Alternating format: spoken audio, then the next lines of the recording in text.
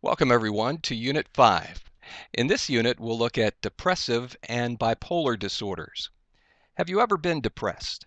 Have you ever been really depressed? I mean, have you ever been so depressed that you didn't even feel like getting out of bed or doing the things that usually make you feel better? Have you ever been so depressed that you didn't even feel like going out and buying yourself something to cheer yourself up?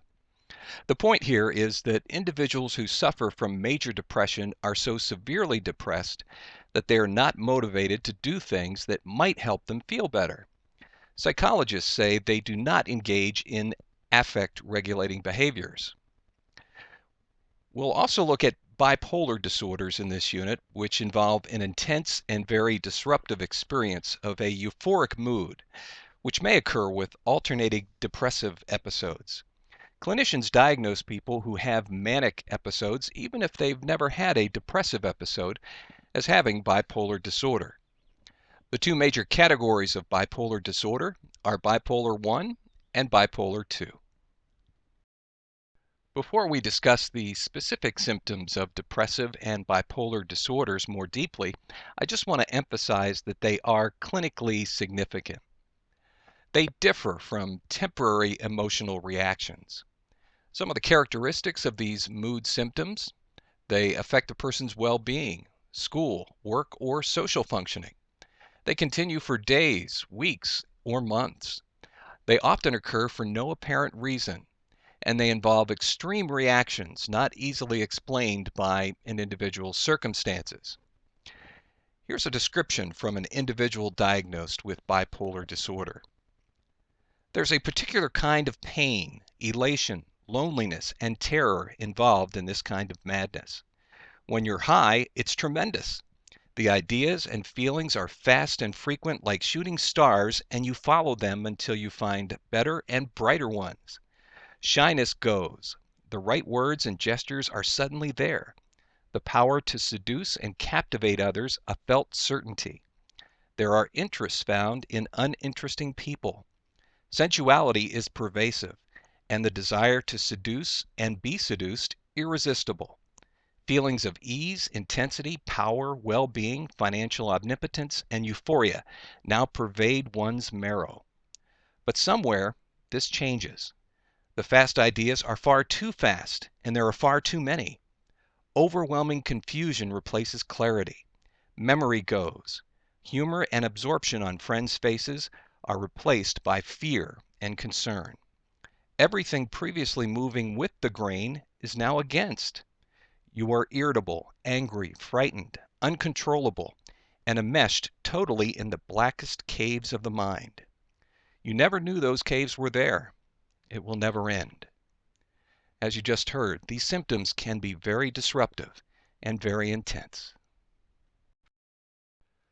The symptoms of depression tend to be somewhat obvious. There's intense sadness and loss of interest in normally enjoyed activities. And there are changes in emotional reactions, thinking, behavior, or physical well-being. A common feature of depressive disorders is a sad, empty, or irritable mood. This is referred to as dysphoria, along with somatic and cognitive changes that significantly affect the person's ability to function. These disorders affect the mind, mood, and body. And there is cultural variation in the expression of depressive symptoms.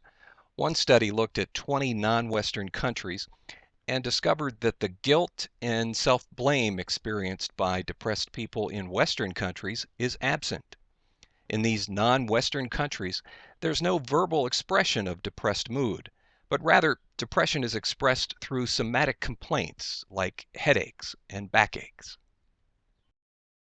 Now, it's important that you distinguish the symptoms of depression and hypomania or mania. Hypomania is not as intense as mania, and hypomanic episodes typically do not cause impairment, but they may be associated with heightened levels of creativity. And there may be impulsivity, which can contribute to suicide attempts and substance use. Now, there is a chart in the text, which I've reproduced here, which will help you get a sense of differences between depressive symptoms and manic or hypomanic symptoms. I'm only going to highlight a couple of differences here, so study these symptoms in the text carefully. In depression, the mood is sadness, emptiness and worthlessness, apathy and hopelessness. With hypomania or mania, the mood is an elevated one. There's extreme confidence, grandiosity, irritability, and hostility. The physiological symptoms have important differences too.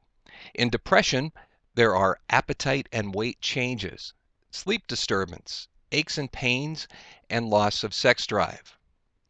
In hypomania or mania, the symptoms are high levels of arousal, decreased sleep, and increased sex drive. Here there is a decreased need for sleep, whereas in depression, the person is tired but has difficulty sleeping. Whenever you're assessing someone, good questions to ask are, how are you sleeping? And how is your appetite? I want to talk a little bit more about the symptoms of hypomania and mania. Again, there are two intensity levels. Hypomania is the milder form. Some of the symptoms may include increased levels of energy or activity. There can be excessive involvement in activities that have a high potential for painful consequences, such as going on buying sprees, engaging in sexual indiscretions, or getting into foolish business investments. I remember a client who impulsively bought a Corvette and then drove across the country. This person eventually became confused and disoriented and was picked up by the police. Another symptom is energized, goal-oriented behavior. This period lasts for at least a week, and it's a noticeable change from the person's usual behavior. They may write 3 novels in a week, for example. The person may be unaware of the inappropriateness of their actions.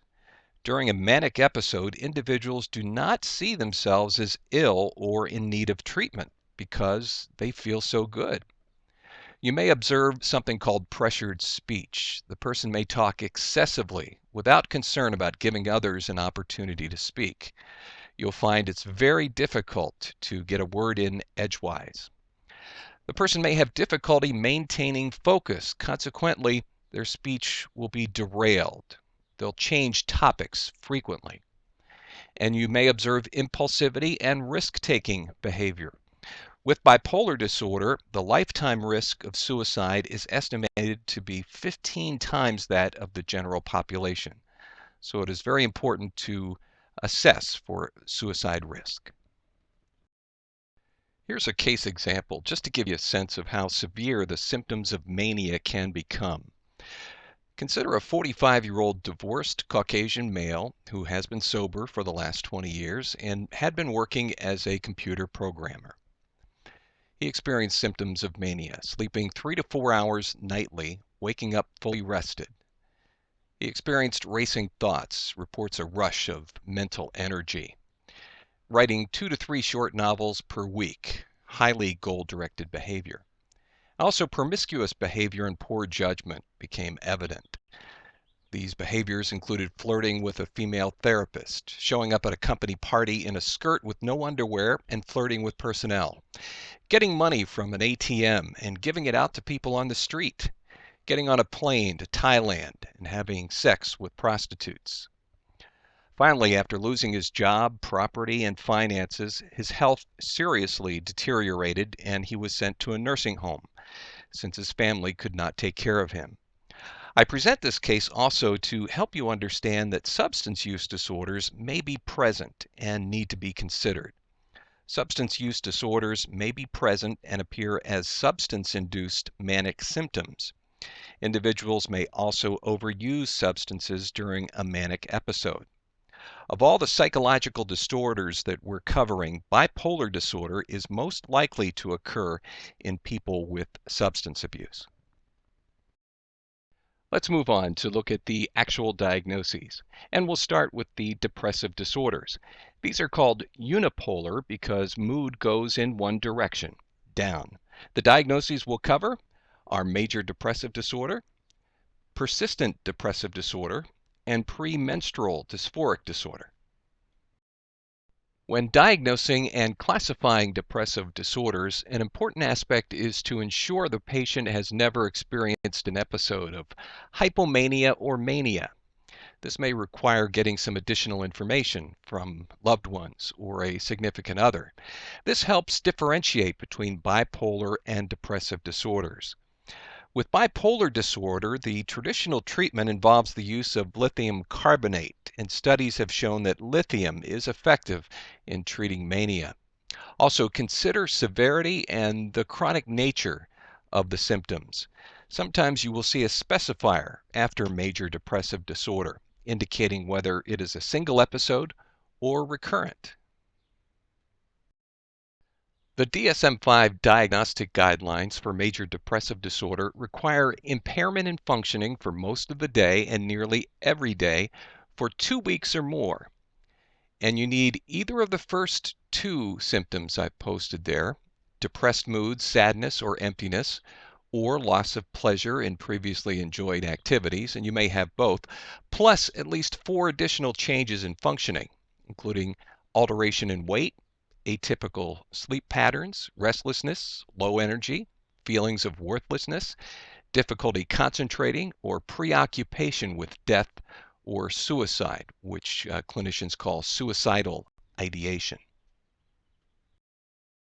With major depressive disorder, there's also a cognitive component.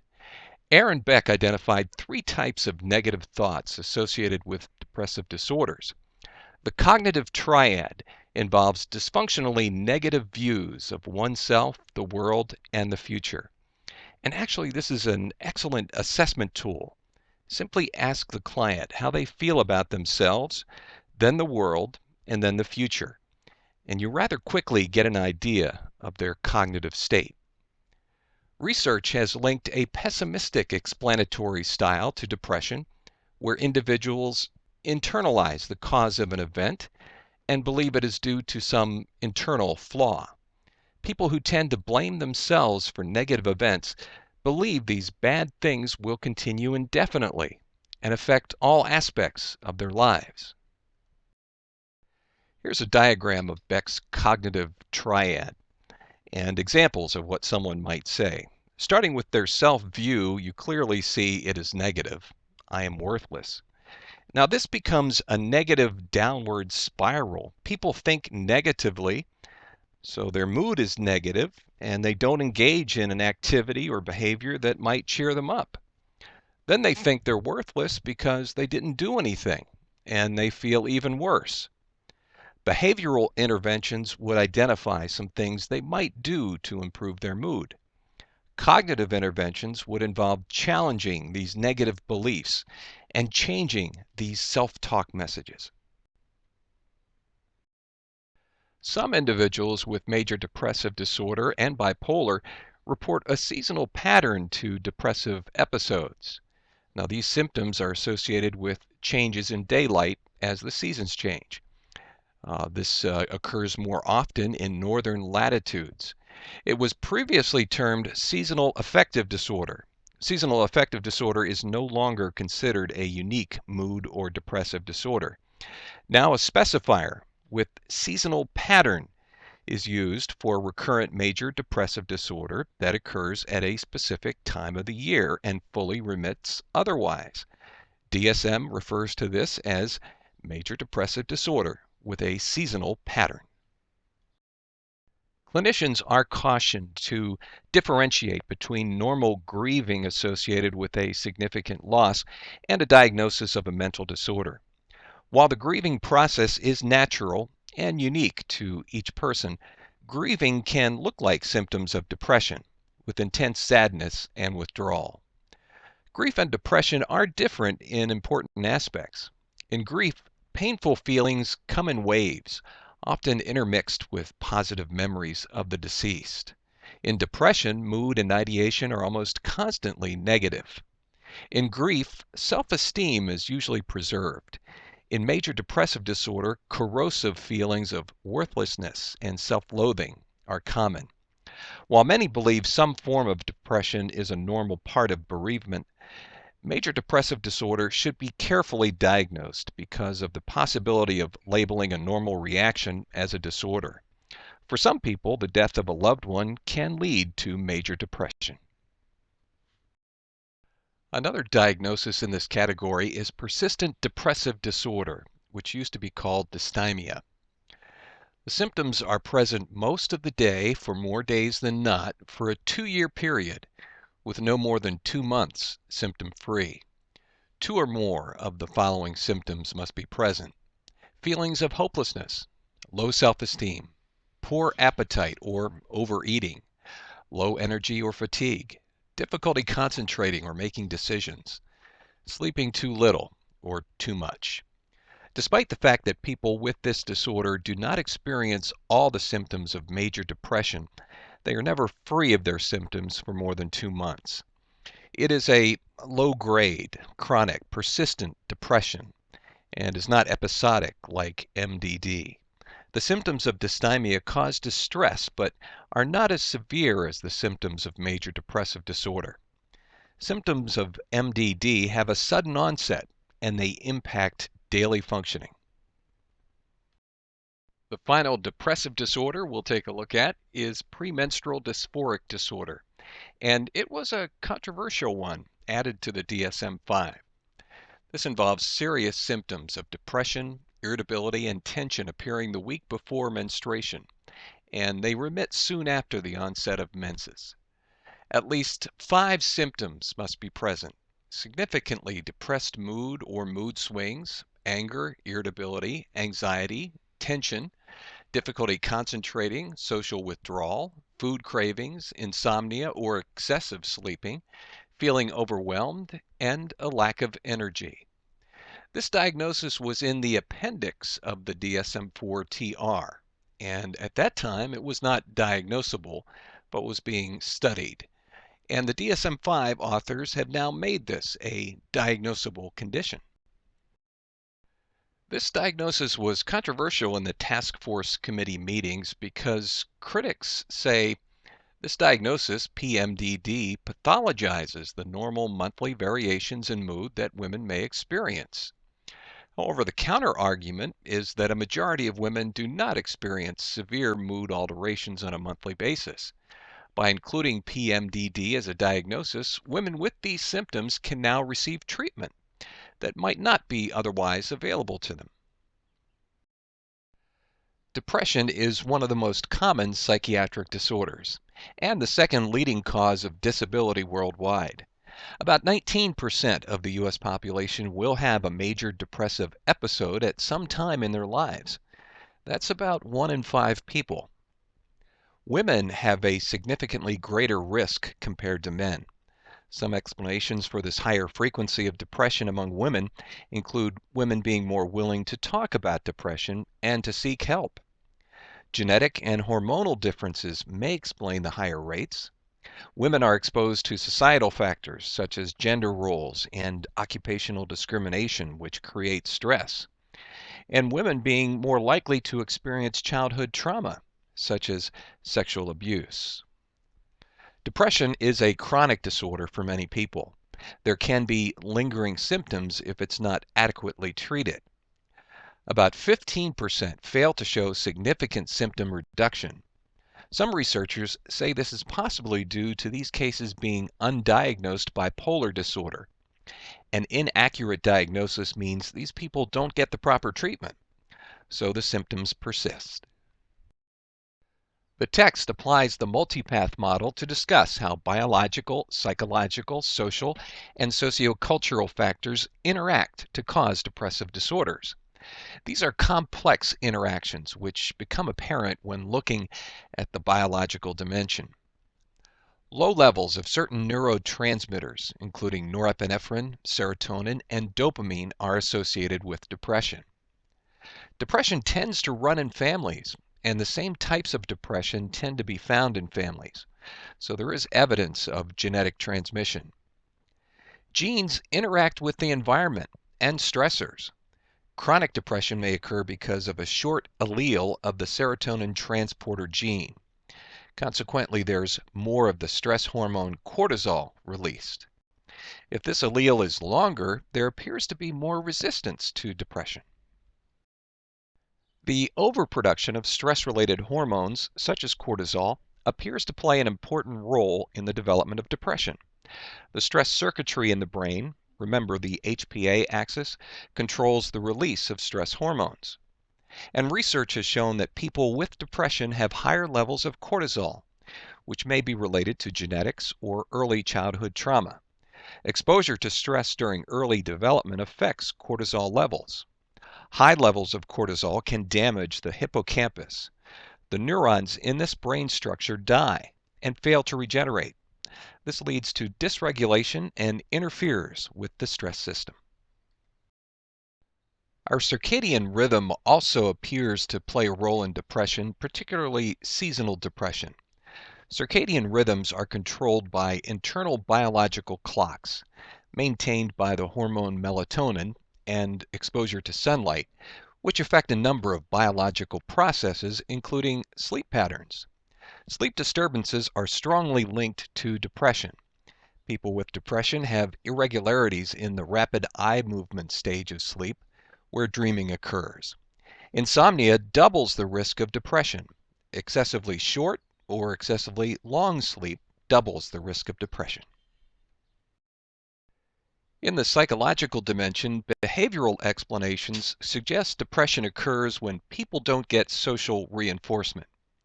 So behaviorists identify variables that can increase or decrease positive reinforcement. Participating in few potentially reinforcing activities. There may be few reinforcements available in the environment, such as living in an isolated area. Or the individual's social skills and behavior may limit or increase opportunities for positive reinforcement. People who are depressed interact with others less, and the depressed appearance makes it less likely that others will interact with them. Cognitive psychologists say that depression is caused by the way people think, and negative thoughts result in pessimism, damaging self-views, and feelings of helplessness. There is a phenomenon called learned helplessness, which is a belief that one is helpless and has little influence over what happens. This is associated with a negative attributional style, which focuses on causes that are internal, stable, and global. For example, if something distressing occurs, like being turned down for a date, the person might think that it is their fault. They will always be turned down, and that it will affect all aspects of their life. Rather than seeing external causes, someone with a negative attributional style sees personal factors as the cause. Cognitive explanations see depression as a disturbance in thinking rather than a disturbance in mood. Beck identified 6 types of faulty thinking. Beck said depressed people have a negative self-schema, which includes negative thinking patterns which affect a person's mood. These thinking patterns are inflexible and make faulty conclusions occur. And also these individuals have negative expectations. We'll explore these types of faulty thinking in the discussion this week. In treating depression, often medications are used. Antidepressant medications increase the availability of certain neurotransmitters in the brain. Some types that are used are SSRIs, which increase the availability of serotonin in the brain. The brand names are Celexa, Lexapro, Prozac, Paxil, and Zoloft, for example. Now, there have been concerns with sexual side effects and other side effects, including possible increased risk of suicide. Another type are the SNRIs, the selective serotonin norepinephrine reuptake inhibitors. They increase the availability of 2 neurotransmitters. The SNRIs appear to have overcome the sexual side effects. Bupropion is another type, and it's a norepinephrine dopamine reuptake inhibitor with the brand names Wellbutrin and Zyban. Now, the choice of drug to begin with tends to be based on the experience of the physician and the patient's ability to tolerate side effects. Family doctors prescribe most of these drugs, and I've sometimes been contacted to consult with the doctor on these medications. It takes anywhere between 2 to 6 weeks for antidepressant medications to have an effect on a person's mood. Now, this chapter presents a fascinating discussion about the side effects of antidepressants and the questions being raised about their effectiveness. A recent trend is to add antipsychotics, such as Abilify and Seroquel, to make them more effective, but this can also add additional side effects. Some other biomedical treatments for depression include light therapy and brain stimulation. Light therapy may help reduce symptoms of major depressive disorder with seasonal onset by resetting the biological clocks in the brain. The clocks are affected by the amount of light available each day. Some brain stimulation techniques include ECT, which was originally introduced in the 20th century as a treatment for schizophrenia. It consists of a series of treatments in which a brain seizure is induced by passing an electric current through the brain. Nowadays, ECT is only administered to one side of the brain with very low levels of current. ECT is considered an effective treatment, but it's also considered as a last resort for treatment-resistant depression. Vagus nerve stimulation holds promise as a treatment method. There is a video in this unit explaining how it works. The vagus nerve is stimulated, and it's not entirely clear how it works, but PET scans show increased activity in the hypothalamus and amygdala, which may have antidepressant effects. Psychological and behavioral treatments for depressive disorders include behavioral activation therapy. Here, the idea is to identify and then do things you enjoy. The goal is to actively engage in life. It seems foreign to people in this culture because we often wait to feel better to do things. The idea behind behavioral activation therapy is to do things to make you feel better. Cognitive behavioral therapy focuses on altering negative thought patterns, like Beck's 6 types of faulty thinking. Therapists help clients identify thoughts associated with depression, help them distance themselves from these thoughts, and examine the accuracy of their beliefs. This is a powerful treatment method, as individuals treated with CBT are less likely to relapse than those treated with antidepressants. Now let's move on to the bipolar disorders, a group of disorders which involve hypomania and mania. These episodes may alternate with episodes of depression. There is a very strong genetic component to these disorders. People with bipolar tend to respond to medications that have little effect on depressive disorders, and the peak age of onset is teens and early 20s, which is similar to schizophrenia. It's important to note that bipolar disorders are diagnosed when assessment confirms the presence of hypomanic or manic symptoms. Some other considerations are the frequency of mood states and the severity of depressive and hypomanic manic symptoms. And I'll show you some graphs in a few moments to help you better understand this. The types of bipolar disorders are bipolar 1, bipolar 2, and cyclothymic.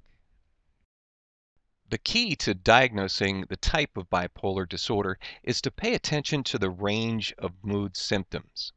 The widest range occurs with bipolar 1. There is at least one manic episode with or without a history of major depression. In bipolar 2, there's at least one major depressive episode and at least one hypomanic episode. In cyclothymic disorder, there are milder hypomanic symptoms, consistently interdispersed with milder depressive moods for at least 2 years, and the symptoms do not meet the DSM-5 criteria for a hypomanic or depressive episode. Now, I've provided some graphs in this lecture of hypothetical cases which show mood changes over time. First, we'll look at bipolar 1. Remember, a manic episode is required. Depressive episodes are common but not required to make the diagnosis. Not everyone with bipolar 1 experiences depressive episodes. But feel free to stop this presentation at any time if you want to study these graphs more closely. Now here's a graph of what the mood changes over time for bipolar 2 look like. Bipolar 2 requires a major depressive episode and a hypomanic episode. The main distinction between bipolar 1 and bipolar 2 is the severity of symptoms during the elevated or energized episode. And finally, here's a graph that shows what cyclothymic disorder looks like. Cyclothymic disorder involves impairment in functioning from milder changes in mood. Milder hypomanic symptoms consistently interdispersed with milder depressed moods for at least 2 years. With cyclothymia, the person does not meet the criteria for a hypomanic or manic episode or the criteria for a depressive episode. Clinicians will add specifiers to help describe bipolar disorder. One is with mixed features. There are 3 or more symptoms of hypomania or mania or depression occurring during an episode from the opposite pole. It's also called a mixed episode. Now, if you're like me, you're a visual learner, so I'm going to put a graph on top just for a second to show you. You can see there are both depressive and manic symptoms occurring at the same time during the course of this person's disorder. This pattern usually requires more intensive treatment, and you may see emotional lability, which refers to unstable and rapidly changing emotions and mood. Another specifier is rapid cycling, where there are 4 or more episodes per year. This increases the chances that the disorder will be chronic and the symptoms more severe. The treatment for bipolar disorders usually involves lithium, which is considered the most effective medication for those who respond to its effects. Anticonvulsant drugs are also being used, and antidepressants or antipsychotics may be added to deal with either depressive symptoms or psychosis, but the antidepressants that is, may exacerbate or make worse the manic symptoms. Failure to take medication is a major issue because of the side effects, which can be hand tremors, increased thirst, diarrhea, drowsiness, hair loss, and weight gain. Regular blood work is also needed when someone is taking lithium to be sure the lithium level is in the therapeutic range. In conclusion, I know we've covered a lot of information, and remember this lecture only highlights some of the main points of the chapter. For the future, researchers are working toward preventing and providing better treatment for depressive and bipolar disorders. Researchers are studying the epigenetic changes occurring during early development, which can exert lifelong effects. Efforts are being focused on preventing early childhood stress and trauma. Researchers are hoping to better understand neuroplasticity and develop medications that increase neuroplasticity in adulthood. And finally, someday we may have personalized medicine based on a person's unique genetic profile. Genetics may help us to better understand a person's vulnerability and the etiology of these disorders.